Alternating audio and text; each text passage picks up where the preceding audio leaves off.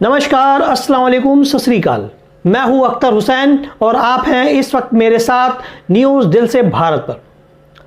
मैं दिल्ली का एक वीडियो ऑक्सीजन में ले आऊंगा सरकार। तुम अगर दवाई दिला सकते हो दिला दो, नहीं तो मैं बता रहा हूँ कोई तुम्हें दिल्ली में वोट कोई किसी को नहीं देगा। कोई वोट कोई नहीं देगा। ना सीएम साहब कुछ कर पा रहे हैं, ना पीएम साहब कुछ कर रहे हैं। खाली ये मन की बात हो रही है। 10 लीटर का सिलेंडर लेकर आया, उससे क्या होगा? कितनी में चलेगा?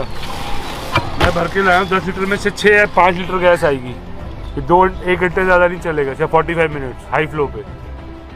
कहाँ जाए? तो आपका पेशेंट को कौन सी सरकार आपके पास जाए, बीजेपी के पास जाए? कौन देगा हमें ऑक्सीजन? पेशेंट ऊपर है। टॉम्बीज़ोलैब इंजेक्शन मिलेगा, रेमडेसिविर मिलेगा, कहाँ मिलेगा? कौन सी पुलिस की निगरानी में कौन से डिस्ट्रीब्यूटर मिलेगा? मुझे बताइए, मैं जाके लेता हूँ। पूरी दिल्ली में नहीं है। ब्लैक में आपको चाहिए 35,000 रुपीज, इट्स रेडी, 1 घंटे में आपको मिलेगा। देखा आप लोगों ने, उस बंदे ने कहा कि किसके पास जाऊं? आम आदमी पार्टी के पास जाऊं, भारतीय जनता पार्टी के पास जाऊं, सीएम के पास जाऊं या पीएम के पास जाऊं? कोई हमारी मदद नहीं कर रहा।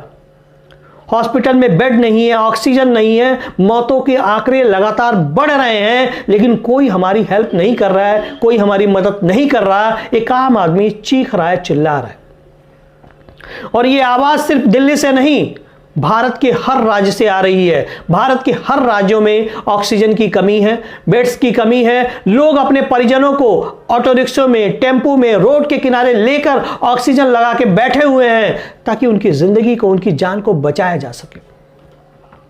मैं आपको एक बात बताना चाहूंगा। दुनिया के तमाम अखबार, न्यूयॉर्क टाइम्स, गार्डियंस और भी तमाम मुल्कों के अखबार जो है ये खुलेआम कह रहे हैं कि भारत में दूसरी वेव जो आई है कोरोना की, उसके सबसे बड़े जिम्मेदार भारत के प्रधानमंत्री माननीय मोदी जी हैं। मैं आप लोगों से भी पूछना चाहता हूं कि देश के प्रधानमंत्री, देश के गृह मंत्री, देश के स्वास्थ्य मंत्री, जब इन लोगों को पता था कि कोरोना अभी पूरी दुनिया में कोहराम मचा रहा है और भारत में भी कोरोना है, तो 5 राज्यों का चुनाव कराने की आवश्यकता इनको क्यों पड़ी? 5 राज्यों में बड़े पैमाने पर भीड़ इकट्ठा करके लोगों को संबोधित किया इन्होंने। 5 राज्यों में लाखों की भीड़ को एक साथ बुलाया गया, एक दूसरे के टच में आए, एक दूसरे के संपर्क में आए और जनसभा सुनने के लिए लोगों ने भीड़ लगाई। कोरोना फैलाने का सबसे बड़ा जिम्मेदार अगर कोई है तो ये राजनीतिक पार्टियां हैं, जिन्होंने खुलेआम मंच लगाकर लोगों को बुलाया, एकत्रित किया, अपनी बातें रखी और आज कोलकाता में कोरोना की जो स्पीड है, जो रेंज है, वो बहुत तेजी से आगे बढ़ रही है। इसके जिम्मेदार सिर्फ माननीय प्रधानमंत्री मोदी जी नहीं है, सिर्फ अमित शाह नहीं है, स्वास्थ्य मंत्री नहीं है। कलकत्ता में और भी रैलियों को संबोधित करने वाली ममता बनर्जी भी है। राजनीति करने वालों ने तो राजनीति कर ली। 5 राज्यों का चुनाव हो गया, आज उनका परिणाम आना है। किसकी सत्ता आएगी, किसकी नहीं आएगी, ये तो अलग बात है। लेकिन उन 5 राज्यों में जो लोग कोरोना से संक्रमित होंगे, जो लोग कोरोना की वजह से मरेंगे, जिनका परिवार उजड़ जाएगा, लोग बिखर जाएंगे, उनका क्या होगा? कुर्सी पाने वालों को तो कुर्सी मिल जाएगी, सत्ता हथियाने वालों को सत्ता मिल जाएगी, लेकिन वोट देने वालों के हाथों में क्या आएगा?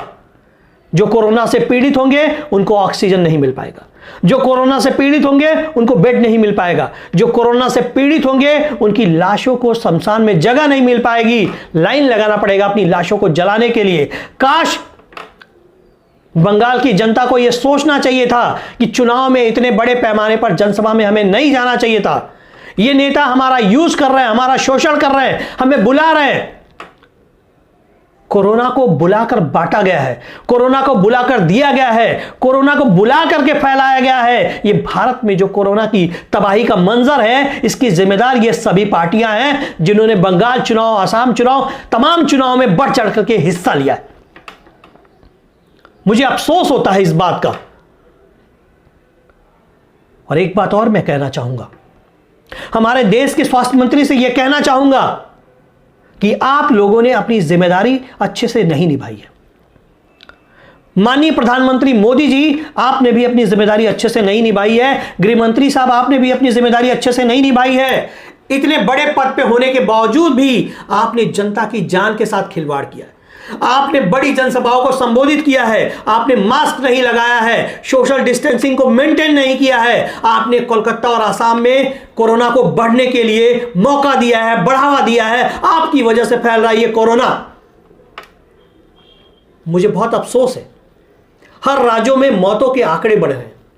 और एक बात का और अफसोस है, क्योंकि हर राज्यों से मौतों के आंकड़े छुपाए जा रहे हैं, जनता को गुमराह किया जा रहा है।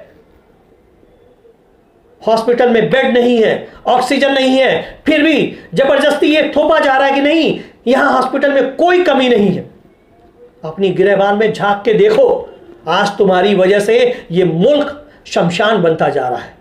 आज तुम्हारी वजह से, कोरोना की वजह से बड़ी मौतें हो रही हैं। आज तुम्हारी रैली और जनसभा की वजह से भारत की आवाम कोरोना के खौफ में जी रही है, कोरोना से मर रही है, शमशानों में लाशों की तादाद बढ़ रही है। कोई आंसू पोंछने वाला नहीं है।